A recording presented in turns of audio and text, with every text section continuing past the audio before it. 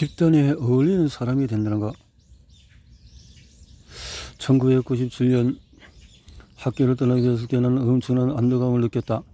나는 청소년기에 나를 괴롭혔던 작은 도시의 집단 따돌림과 따분한 소능주의자로부터 벗어나고자 했다.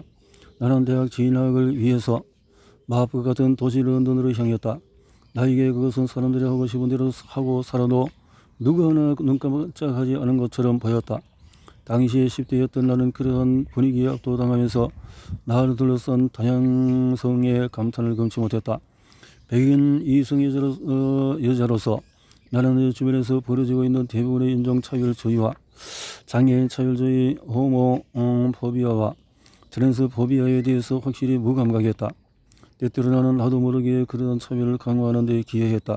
나는 식민주의나 우생학의 유산에 대해서도 인종차별적인 규범이 사회 구조를 계속해서 형성해온 방식에 대해서도 전혀 알지 못했다. 나의 정성적인 관념은 개인적이고 순진했으며 자기중심적이었다. 심지어 내가 페미니스트라고 불리는 것조차도 싫었다. 런던은 그때 내게 있어서 원하기만 하면 무엇이든지 할 수 있고 무엇이든 누구든 될 수 있는 것, 다양성이 넘치지만 그 다양성이 익명성이란 알력함으로 보호되는 도시였다. 모두를 위한 무언가가 있었고 끊임없이 움직이는 군중석은 안전했다. 나는 여전히 런던을 사랑하며 그곳은 내가 어린 시절을 보낸 켄티시타운에서 한 번도 느껴본 적이 없는 고향 같은 느낌을 준다. 그러나 사우스우드포드의 고층 건물로 이사했을 때 나는 나의 낭만적인 기대감은 깨지고 말았다. 나는 씁쓸해서 함을 느꼈다. 나는 다른 10대 후반의 소녀 12명과 같은 층을 썼다. 몇 가지 이유에서 나는 그들이 내 중고등학교 친구들보다도 더 너그러울 것이라고 생각했다. 하지만 아니었다. 그들은 어디로부터 면전에서 들 때는 학생회관 오래되고 낡은 방문과 얇은 벽 뒤에서 수다를 떨며 킬킬대고 흠담을 했다. 그들은 폐가리가 아니었던 학생들조차 내가 지나가면 대화를 멈추고 비난하듯이 나를 노려봤다. 너는 참 조용한 예구나. 그들이 늘 반복하던 말이었다. 내게 그 말은 가치없는 비난처럼 느껴졌다. 내가 그들과 다르다는 신호 같았기에. 그래서 내가 정말 하고 싶었던 말이었지만 나는 감히 그렇게 하지는 못했다. 바보 같게도 화장을 짓게 하고 무의미한 험담을 즐겼던 그 소녀들 중에는 내가 그랬던 것처럼 사람들과 어울리지 못할까봐 걱정하는 아이들도 있었다. 바로 옆방에 있던 아이는 친구들과 낄낄거리며 불평을 늘어놓는 날이면 늦은 밤까지 남자친구를 붙잡고 울어대곤 했다. 여기 진짜 싫어. 그녀의 흐느낌이 벽을 통해 내게도 들려왔다. 정확히 한 학기 만에 그녀는 학교를 그만두었다. 그의 말에 내가 인기가 있다고 생각해본 이 벽걸이를 놀랄 정도로 많은 사람이 싫어하고 있다는 사실을 알게 되었다. 어쩌면 그들도 결국 이성적인 사람이 아니었을까지 않을까? 그러한 사실을 알게 되었다고 해서 내 두려움이 바뀌지는 않았다. 나를 괴롭히던 사람들도 나와 같은 걱정을 하고 있으며 내가 정상적이라고 생각하는 사람들도 특별히 매력적인 사람이 아니라는 사실을 알게 되었지만 정상성이라는 사고가 너무나 뿌리 깊게 인내리고 있어서 이에 대한 고정관념이 쉽게 사라지지 않았다. 나는 내 자신을 고치고 싶다는 바람을 계속해서 가지고 있었고 그러한 욕망을 거부할 수 있는 힘을 가지게 되었을 때조차 거기서 헤어나지 못했다. 우리의 정상성 관념은 우리가 개인으로서 지닌 욕망과 집단의 일원으로 받아들여져야 할 필요성 사이에 어디쯤인가 위치한다. 집단에 어울리는 사람이 된다는 것은 늘 가능하지 않을 수도 있고 때로는 정신적으로 신체적으로 건강을 해칠 수도 있다. 하지만은 그럴 만한 가치가 있을 수도 있다. 우리가 자라면서 익히게 된 교범이 생각만큼 보편적이지 않다는 것을 어느 순간 깨달았다고 해서 정상성에 대한 신념 그 자체가 흔들리지는 않을 것이다. 설사 그렇다 하더라도 정상성의 역사에 대해서 알게 되면 그 신념과 균열 정도는 낼 수 있을지 모른다. 사람들이 세상을 항상 정상과 비정상으로 구분했던 것은 아니라는 사실을 알게 되자 소심한 18 소녀였던 나는 확실히 깜짝 놀랐다. 17세기에 살던 영국 남서부 지역의 어부도 자신을 다른 지역의 어부나 자신의 가족 혹은 이웃과 비교했을지도 모른다. 그러나 확실한 것은 그가 자신이 어떤 중요한 정상성 기준에 부합하는지 아닌지는 절대로 걱정하지 않았다는 사실이다. 2세기 전만 해도 사람들은 인간의 자질이나 경험을 묘사하기 위해 정상이라는 단어를 사용할 생각조차 하지 않았다. 이 사실을 알게 된다면 그 개념의 힘을 최소한 약간이나마 줄일 수 있다. 나는 수년 동안의 의학과 과학의 역사에 대해서 식민주의에 대해서 또 젠더와 퀴어 이론 그리고 장애의 사회적인 모델에 대해서 학습해봤다. 이에 대해서 더 많이 알면 알게 될수록 나는 편협하고 자기중심적인 정상적인 개념에 대해서 조금씩이나마 벗어나게 되었다. 내 경험과 걱정에도 불구하고 내가 특권을 누려왔다는 것을 깨달았다. 타고난 또 우운 덕분에 나는 다른 사람보다도 소위 서양의 표준에 가깝게 자라났다. 스스로는 영국 남부 부유한 지역의 선발제 공립학교에 다니면서 정성과는 거리가 멀다고 느꼈지만 말이다. 정성적인 것이 개인적이자 정치적이다. 정상에 대한 비판은 그 안에서 우리가 어디쯤 위치하고 있는지를 인식하고 우리가 성장하면서 가지게 된 기대와 가정 그리고 그러한 기대와 가정들이 우리 의법과 정치, 사회적인 상호작용에 스며들어 온 방식에 대해서 신중하게 의문을 제기하는 것으로 시작할 수가 있다. 그것이 바로 내가 이 책을 통해서 하려는 일이다. 어쨌든 간에 무엇이 정상인지를 결정하는 것은 궁극적으로 누구일까? 인간의 삶의 행위를 측정하는 척도로서의 정상성 개념의 요체는 바로 19세기 과학자들의 사상과 방법론에서 비롯되었다. 그렇지만 실제로 는 무엇이 정상적인 신체와 정상적인 건강, 또 정상적인 인간형을 구성하는가 하는 문제와 관련해서는 결코 명확한 해답이란 존재하지 않았다. 이어지는 장들에서 살펴보겠지만 이러한 표준들이 변화해 온 방식은 우리로 하여금 몇 번이고 다음과 같은 질문으로 되돌아가게 한다. 대체 정상이란 것이 정말로 있기나 한가? 내 몸은 정상인가? Am I normal? 우리가 신체를 바라보는 방식은 나는 신발 사러 가는 일이 늘 끔찍하게 싫었다. 내 사이즈에 맞는 발을 신발 찾는 것은 확실히 어렵긴 하지만 그 때문만이 아니다. 놀라며 어이없어 하는 표정부터 믿기지 않는다는 태도까지 파며들이 보이는 한결같은 반응 때문이기도 하다. 10대 시절에 이 신발 280이었어요? 라고 작게 물어보면 280이요? 라고 큰 소리로 반문했고 그때마다 나는 주눅이 들곤 했다. 결국 나는 늘 똑같은 남녀 공용 운동화나 닥터 마틴 신발을 사서 더 떨어질 때까지 신곤 했다. 나는 여전히 신발 사러 가는 일이 싫다. 하지만 놀라운 건 내가 이 문제를 겪어온 지난 225년 동안 280 또는 290을 신는 여성들을 내가 많이 봤다는 사실이다. 그리고 신발 가게에서 살 수 있는 사이즈는 그때나 지금이나 거의 변한 게 없다. 시인의 정신가에 배당되는 저가 상점에서 이따금 280 신발을 팔긴 하지만 영국에서 대부분의 여성화는 여전히 275까지 밖에 나오지 않는다. 그런데 우리의 발크기가 점점 커지고 있다는 것은 분명한 사실이다. 2014년 족구 전문 의과대학 실시한 조사에 따르면 영국인의 팔은 점점 커져서 신발 사이즈가 역시 1970년대보다 20mm 커졌다.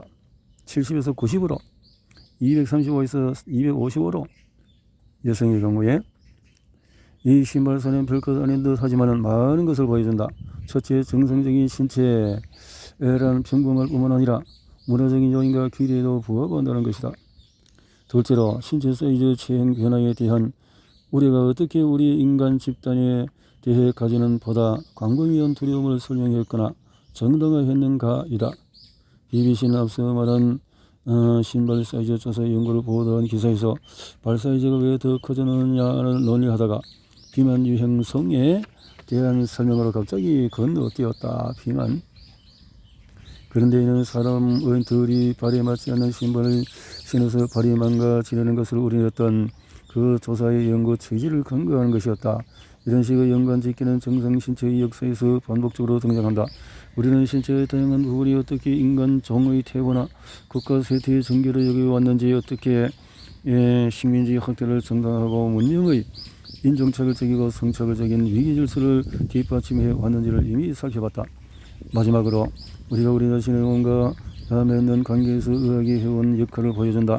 우리는 우리가 우리의 일부라고 느끼는 동시에 또 별개의 존재라고 느낀다. 프랑스 철학자 폴 발레리의 지적처럼 우리는 우리의 몸에 대해 마치 우리에게 속한 것처럼 말하지만 우리에게 있어 몸은 전적으로 사물에 불과한 것이 아니고 몸이 우리에게 속하기보다는 우리가 몸에 속해 있다. 나는 그리스 의학과 또 중국 의학의 차이를 다룬 그리야마 시게의 히사의 흥미로운 의학 역사서에서 이 인용으로 우연히 처음 접했다. 그리 영화는 인간의 몸을 해석하고 이해하는 방식이 상이한 의학 전통에 따라서 어떻게 완전히 달라지는가를 보여준다. 서기 1세기와 2세기의 그리스 의사들이 인간의 몸에서 근육을 봤다면 중국 의사들은 침술 체계의 침 근육과 혈자리를 봤다. 그리 영화에 따르면 심지어 당시 중국에는 근육을 일으키는 특정 단어조차 없었다. 이는 어떤 전통의 어른가의 문제가 아니었다. 두 모델 모두 대부분의 인간 신체의 외관성 드러난 특징들을 기반하지는 않았다. 실제로 살인은 여러 유형이 포함되어 있음에도 이 시대의 의학 체계에서는 이를 구분하지 않는 것이 일반적이었다. 특히 그리스 의학은 매우 독특했는데 무엇보다 그들의 해부학은 인간을 발가벗겨 묘사하고 가장하며 해부학적으로 근육이 존재할 수 없는 부분까지 근육을 그려넣었던 예술적인 전통이 뿌리박고 있었다. 우리가 우리 자신의 신체를 바라보는 방식은 우리가 정상성과 관련해서 스스로 내리는 판단만큼이나 역사와 문화의 영향을 받는다.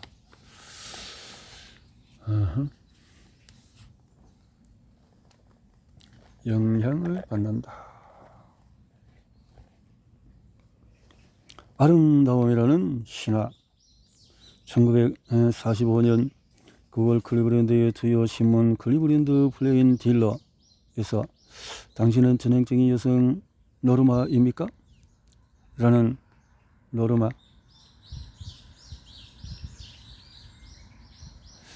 경연 대회가 열렸다. 노르마. 참가자들은 자신의 신장, 체중, 가슴둘레, 엉덩이, 또 허리둘레, 허벅지둘레, 종아리둘레, 발치수를 제출해야 했다. 대회 목적은 의사로부터 디킨슨과 조각가 아브람 벨스키가 1942년에 만든 조각성과 똑같은 여성을 찾는 것이었다. 디킨슨, 벨스키 조각성으로 알려진 노르만은 통계적 평균과 이상을 모두 반영하고 있었다. 미국인 남성과 여성 수천 명의 측정치를 토대로 제작되었으며 따라서 평균적인 미국인을 대표한다고 여겨졌다. 하지만 두 조각성은 모두 과도하게 편중된 표본에서 기초했다. 18에서 20세의 청년들 가운데서도 신체가 탄탄하고 건강하며 대놓고 백인만을 표본으로 선택했다. 심지어 이 조각성 커플은 미국 백인 원주민이라는 제목하에 대중에게 전시되었는데 마치 이는 표준적인 미국인이 백인이라는 현상을 불러일으키는 동시에 유럽의 식민지로 전락하기 이전부터 아메리카 대륙에 살고 있던 주민들을 역사에서 지워버리려 하는 것과 같았다. 거의 4천 명이 들어가는 여성들이 대회에 참가했으나 노르마의 신체적인 치수와 정확히 일치하는 사람은 단 한 명도 없었다. 우승자로 선정된 마사스키드 모어는 그저 신체 치수가 가장 비슷했을 뿐이었다.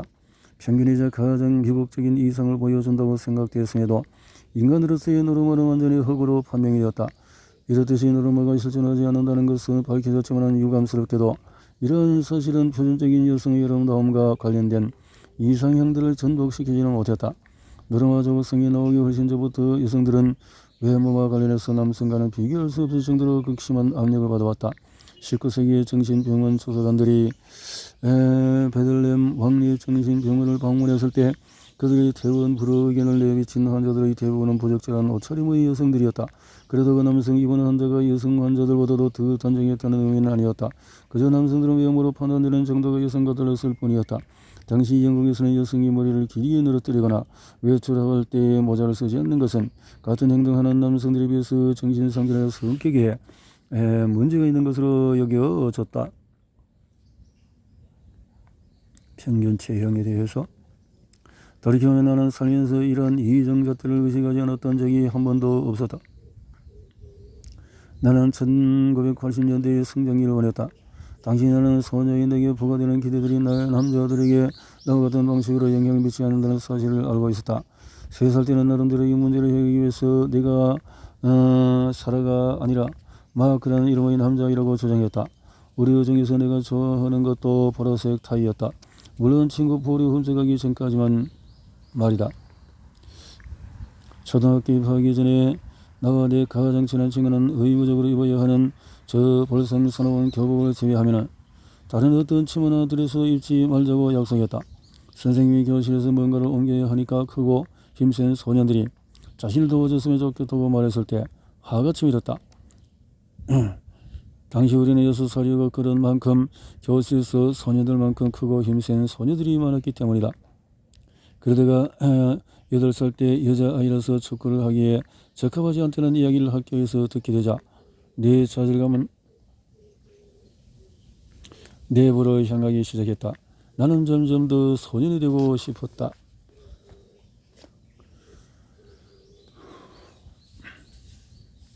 10대 되는 틈만 나면 침실 거울을 벽 쪽으로 돌려놓곤 했다. 나는 내 끔찍한 몸을 숨기기 위해서 셔츠와 헐렁한 티셔츠를 여러 벌 끝도 없이 겹쳐 입었다. 하지만 당시에 마침 그런 룩이 유행하던 끝자락이었던 덕분에 아무도 그 사실을 알아차리지 못했다. 나는 20대에 들어서고 나서도 한참이 지나서야 젠더와 외모 간의 복잡한 관계가 내 삶에 어떤 영향을 미치는지 쑥고기 시작했다. 어쩌면 결국 비정상적이었던 내 몸이 아니었을지도 모른다. 문제라면 아마도 세계가 여성을 대하는 방식이었을 것이다. 아니면 젠더라는 그 관념 자체였을지라도. 1990년대 이후로 수많은 연구가 서구 세계의 여성들 사이에서 신체 불만족이 마치 규범처럼 고차가 된 것을 보여준다. 대부분의 여성들은 자신의 외모를 걱정하면서 평균과 이상 사이에서 어디쯤인가 위치하고 싶어한다. 물론 남성들도 자신의 외모에 대해서 걱정한다. 또한 이분법적인 젠더 관념에서 벗어나지 않을까 두려워하는 사람도 많다. 여성으로 태어나지 않은 성들에게 여성적인 외모에 대한 기대가 무엇보다도 어려운 문제라면 여성도 남성도 아닌 정체성을 가진 누군가에는 젠더에 기반한 태도가 풀기 어려운 문제로 보일 수 있다. 하지만 일반적으로 본다면 외모는 여전히 젠더와 결부된 어떤 중요한 기준으로 작동하고 있다. 분명히 브리시스 콜턴이 미인 실험의 대상으로 삼았던 것은 남성이 아닌 여성이었다. 이 시절의 콜턴 컬렉션에는 수동 개수기 벌이 지하 서랍 속에 조심스럽게 감춰져 있다. 내가 콜턴의 기이한 미인 장갑이라는 말을 꺼내자마자 큐레이터는 내가 말하려는 물건이 뭔지 바로 알아차렸다. 이 재치 넘치는 가죽 장갑은 아무도 눈치채지 못하게 숫자를 셀 수 있도록 콜턴이 직접 개조한 것으로 왼쪽 장갑의 음지에는 핀이 손가락 4개는 펠트 천으로 만든 판 하나가 가로질러서 덧대져 있었다. 콜턴은 펠튼 판 위에 길고 가는 종이를 올린 다음에 다른 손가락들도 핀을 눌러서 아무도 눈치채지 못하는 사이에 자신이 본 것을 계속 셀 수 있었다. 콜턴의 제자 칼 피어슨에 따르면 콜턴의 신전을 셀 수 있을 때마다 세라였다. 마치 애니메이션 세서미 스트리트의 카운트 백작처럼 말이다.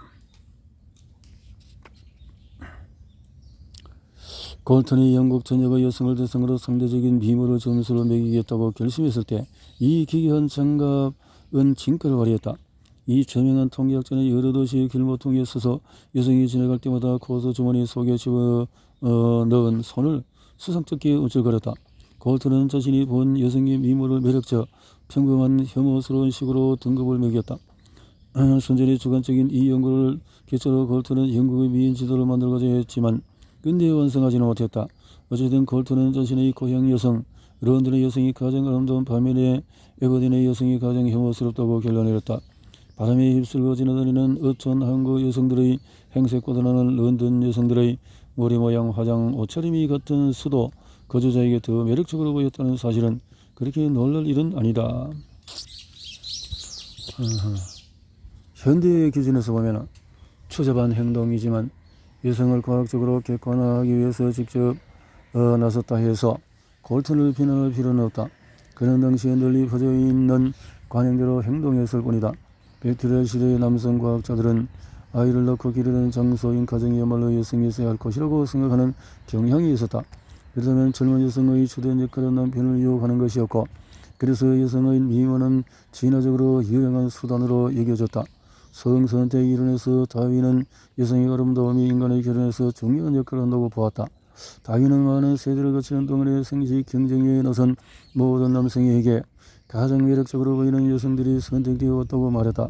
기묘하게도 이러한 주장은 이 진화 생물학자가 동물의 왕국을 묘사했던 것과는 정반대였다.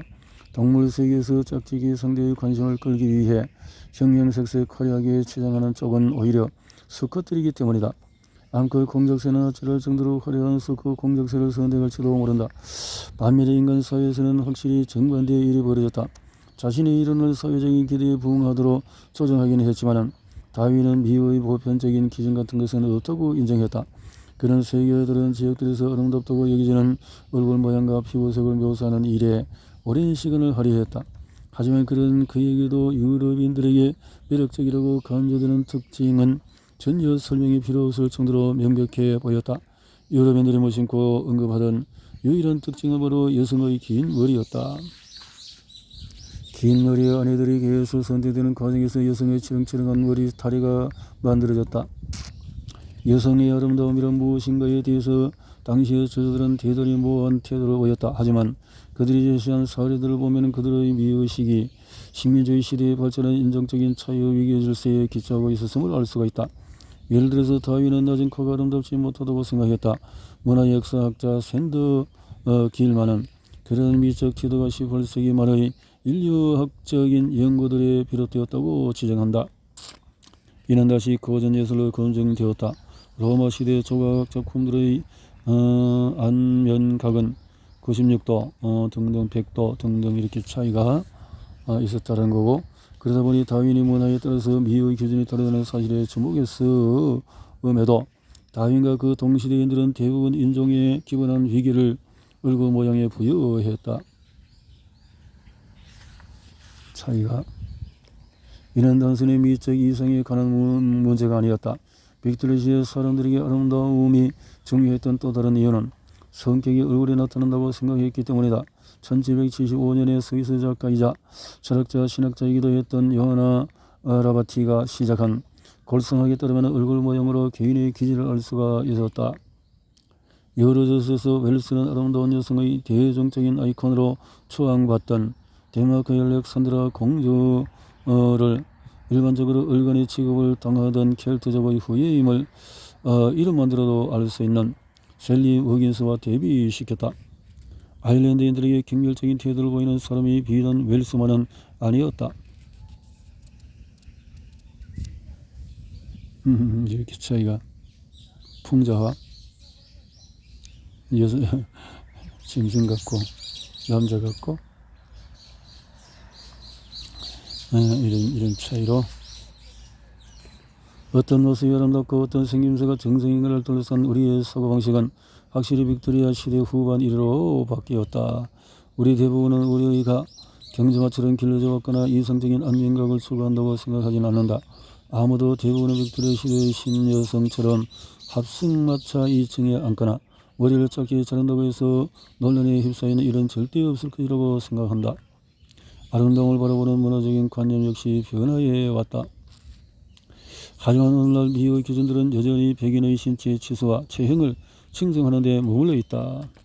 실제로 여러 연구에서 이러한 변화가 유색인종 여성들에게 두드러지게 증가하고 있음이 밝혀졌다. 여성들이